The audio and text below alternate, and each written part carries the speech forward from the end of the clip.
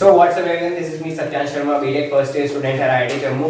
और इस वीडियो में हम बात करने वाले हैं the books for class 9th and 10th। So that मतलब जो वो बुक्स जो आप क्लास 9th एंड 10th में पढ़ने के बाद एक अच्छी जेई फाउंडेशन बिल्ड हो जाएगी। This question was asked by a student in one of the comment section of the videos कि what are the books in that we should study in class 9th and 10th so that हमारा जो JEE का preparation है वो एक step ahead हो बाकी लोगों से जो 11th और 12th में फोकस करते हैं जेई के ऊपर। तो as such class 9 and 10 में you don't have much books to study कि तुम्हारा जेई बहुत ज़्यादा आगे हो जाओ तुम जेई में। बट हाँ, first of all the most important are NCERTs. जितनी एनसीईआरटीज है तुम्हारी, whether it be science, mathematics, physics, chemistry, अलग अलग एनसीईआरटीज तो नहीं आती, एक ही में रहता है। तो उन एनसीईआरटीज को अच्छे से करना है। There are many logical thinking questions जो एनसीईआरटीज के बैक एक्सरसाइजेज में इन्वॉल्व रहते हैं, उन क्वेश्चंस पे टाइम देना है। ऐसा नहीं करना है कि तुमने कोई रिफ्रेशर खरीद ली, for example all in one खरीद ली एंड यू जस्ट तुमने सारे उसके सॉल्यूशंस देख लिए जो एनसीईआरटी के क्वेश्चंस थे उसमें जाके। ऐसा नहीं करना है। जो एनसीईआरटी के क्वेश्चंस हैं जस्ट उनके ऊपर तुम्हें अपना टाइम स्पेंड करना है, आंसर्स निकालना है। टीचर्स के साथ डिस्कस कर सकते हो, for example if you are going to coaching तो वहां डिस्कस कर सकते हो। तो सबसे पहले एनसीईआरटी तुम्हें फिनिश करनी है, उसके बाद ही कोई तुम्हें और रेफरेंस बुक उठानी है अगर तुम्हें जेई की प्रिपरेशन करनी है तो। Now if you are going to coaching तो वहां तुम्हारा कोचिंग मटेरियल जो होगा उसको तुम्हें सॉल्व करना है। कोचिंग में बड़ी बड़ी कोचिंग जो तुम जानते हो, I won't take the name, वहां अगर तुम जाओगे तो कोचिंग मटेरियल तुम्हारे ऑलरेडी एनटीएससी या जितने भी ओलंपियाड्स होते हैं उनके क्वेश्चंस तुम्हें दिए रहते हैं apart from those NCERTs questions. तो उन क्वेश्चंस को सॉल्व करने से तुम्हारा थिंकिंग कैपेबिलिटी थोड़ा बढ़ेगा, न्यूमेरिकल सॉल्विंग कैपेबिलिटी बढ़ेगी, जो कि जेई में बहुत ज्यादा मैटर करता है। और ये वो मिस्टेक्स हैं यार जो मैंने कर रखी थी एनसीईआरटीज में। जो बैक एक्सरसाइजेस के क्वेश्चंस होते थे मैं उनमें ज्यादा टाइम स्पेंड नहीं करता था, जल्दी से जल्दी सॉल्यूशन देख लेता था। इसलिए मैं बोल रहा हूँ कि वो मिस्टेक तुम्हें नहीं करनी, ठीक है।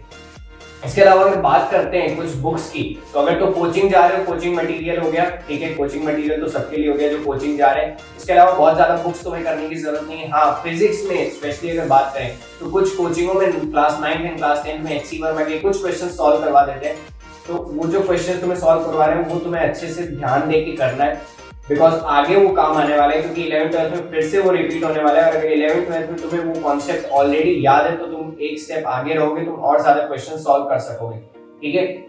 जो क्वेश्चंस उन्होंने करा दिए एचसी वर्मा से उतना सफिशिएंट है, बट अगर तुम्हें और ज्यादा प्रैक्टिस करना है तो डेफिनेटली उसके जो टफर क्वेश्चंस है उन पे तुम मूव ऑन कर सकते हो। अगर डाउट आता है तो डेफिनेटली टीचर से पूछ सकते हो। आई डोंट थिंक कि कोचिंग में कोई भी टीचर तुम्हें मना करेगा अगर तुम एचसी वर्मा जैसी बुक से अगर कोई डाउट लेके जाते हो क्लास 9 और क्लास 10 में, ठीक है। इसके अलावा फिजिक्स में एनसीईआरटी हो गई, एचसी वर्मा हो गई, तो फिजिक्स का इतना सफिशिएंट है, कोचिंग मटेरियल हो गया। मैथमेटिक्स की इसके अलावा एक और मैं बता दूं फिजिक्स में, जो कि मैं तीनों सब्जेक्ट में बताने वाला हूं, वो आती है पियर्सन की आईआईटी की फाउंडेशन सीरीज, जो कि फिजिक्स, केमिस्ट्री, मैथमेटिक्स तीनों के लिए होती है। बट अगर सेल्फ स्टडी स्टूडेंट हो देन परचेज पियर्सन, अगर नॉन सेल्फ स्टडी वाले हो या कोचिंग वाले हो देन एचसी वर्मा, ठीक है। तो तुम्हें पियर्सन खरीदनी है अगर तुम एक सेल्फ स्टडी स्टूडेंट हो। और जितने ये देखो, ये जो पियर्सन वाली बुक है ये तुम्हें ब्रीफ कर देगी आईआईटी जेईई के टॉपिक्स के बारे में, काफी तुम्हें नॉलेज हो जाएगा, ताकि जब तुम 11th 12th में इसे डेप्थ में पढ़ो तो तुम्हारा वो नॉलेज बिल्कुल क्लियर हो जाए। इसीलिए इसे कहते हैं आईआईटी फाउंडेशन सीरीज। ये तुम्हारा एक फाउंडेशन बना देता है, एक बेस सेट कर देता है जेईई के लिए।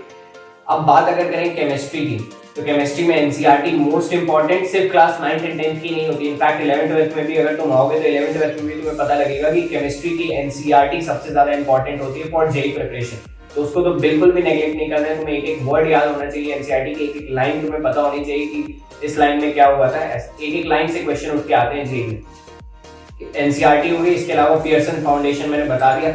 इसके अलावा केमिस्ट्री की एक बुक आती है, ये तीनों सब्जेक्ट में आती है, बट आई प्रेफर कि वो तुम केमिस्ट्री में सॉल्व करो। सिर्फ एस चांद की आईआईटी फाउंडेशन की सीरीज आती है, वो तुम केमिस्ट्री में सॉल्व कर सकते हो, ठीक है। काफी सारे क्वेश्चंस रहते हैं तो तुम्हारा उन क्वेश्चन से कॉन्सेप्ट क्लियर हो जाएगा, और जो भी तुम्हारे थ्योरेटिकल टॉपिक्स हैं वो तुम्हें अच्छे से याद हो जाएंगे, बिकॉज केमिस्ट्री में जो तुम्हारा याद करने वाला पोर्शन रहता है वो थोड़ा सा ज्यादा रहता है।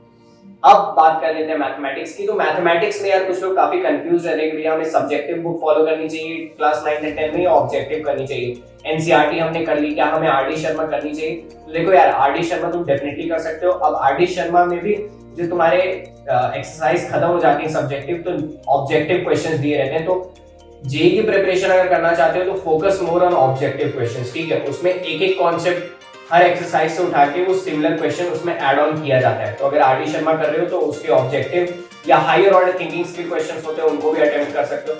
इसके अलावा फिर से मैं मैथमेटिक्स में पियर्सन फाउंडेशन और एस चांद दोनों का ही नाम लूंगा। याद रखना, पियर्सन फाउंडेशन या एस चांद में से दोनों में से कोई तुम्हें एक बुक सॉल्व करनी है। आई वुड प्रेफर कि एस चांद के साथ जाओ, क्वेश्चंस ज्यादा रहते हैं, तुम्हारे कॉन्सेप्ट ज्यादा क्लियर हो जाएंगे, because mathematics is more about practice, not about theoretical learning, ठीक है। तो मैथमेटिक्स में उसके पीछे जाओ।